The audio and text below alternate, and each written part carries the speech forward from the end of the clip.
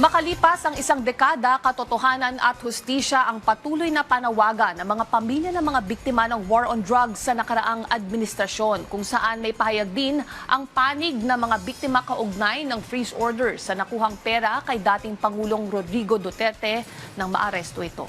Yan ang report ni RR Tubise.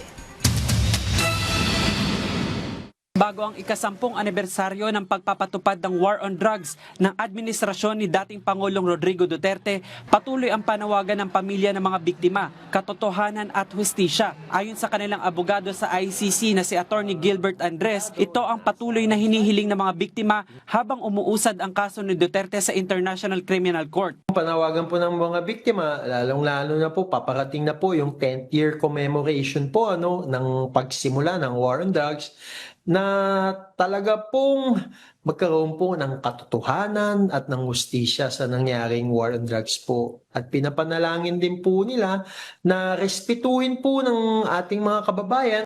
Tungkol naman sa hiling ng prosecution sa ICC na mabigyan sila ng access sa ilang bagay na nakuha mula kay Duterte nang siya ay arestuhin na kinontra ng defense team ng dating Pangulo, may paliwanag si Andres. May duty ang prosecution sa ilalim po ng Article 54 na gumawa po ng investigasyon.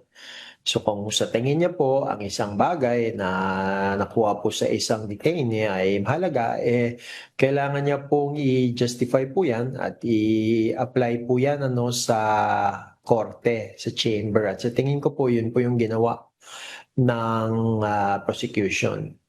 Kaya kung ibase ko lang po sa final po ng prosecution, ang paniniwala po nila ay makakatulong yun sa investigasyon.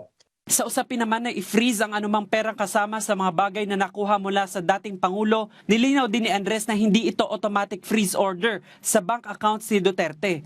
Sa filing po ng defense noong June 26, 2026, na public redacted version sa paragraph 3 po, the trial chamber granted the prosecution's request to freeze any money that had been seized and further ordered the registry to provide an inventory of the items obtained from Mr. Duterte upon his arrest. Hindi po ito freeze order sa anumang pong bank accounts po ni Mr. Duterte. Mali po yan.